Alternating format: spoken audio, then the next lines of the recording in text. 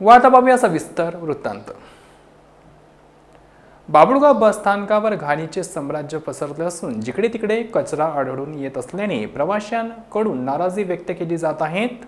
बाभुळगाव तालुक्याचे ठिकाण असलेल्या बाभुळगाव बसस्थानकावरून दररोज अंदाजे 100 बसेस जाणे-येणे करतात। बसस्थानकावर मोठ्या संख्येने प्रवासी चढ-उतार करीत असले तरी त्यांच्या सुखसोयीकडे राज्य परिवहन महामंडळाने साफ दुर्लक्ष केले असल्याचे दिसून येत आहे। प्रवाशांकरिता येथे पिण्याच्या पाण्याची व्यवस्था नाही। बाभुळगाव बसस्थानक एसटीला मोठ्या प्रमाणावर व्यवसाय देणारे बसस्थानक आहे, मात्र नियमितपणे दररोज किमान एक वेळा तरी बसस्थानकाची साफसफाई केली जावी अशी अपेक्षा प्रवाशांची आहे। मूत्रीघर व शौचालयातील घाण व दुर्गंधी पाहून तोंडाला फडके बांधून प्रवाशांना जावे लागते।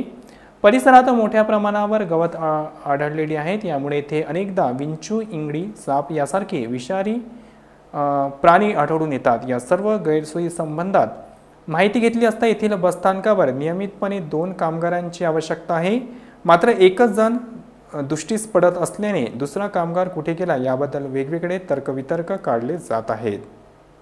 दुसरा कामगार बसस्थानकावर येत नसला तरी त्याचा पगार मात्र दर महिन्याला न चुकता काढला जातो असे सांगितले जात आहे।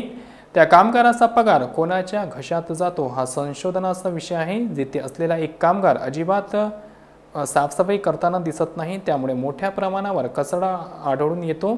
या कचऱ्या व घाणीमुळे प्रवाशांच्या आरोग्यावर परिणाम होण्याची शक्यता वर्तवली जात आहे।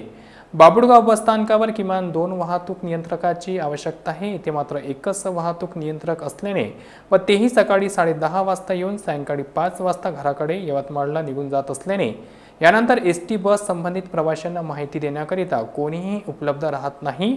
यामुळे शेवटी बस जाईपर्यंत येथे वाहतूक नियंत्रण हजर असावा अशी मागणी प्रवाशांमधून पुढे आली आहे। वरिष्ठांकडून काय कार्यवाही केली जाते याकडे सध्या प्रवाशांचे लक्ष लागले आहे।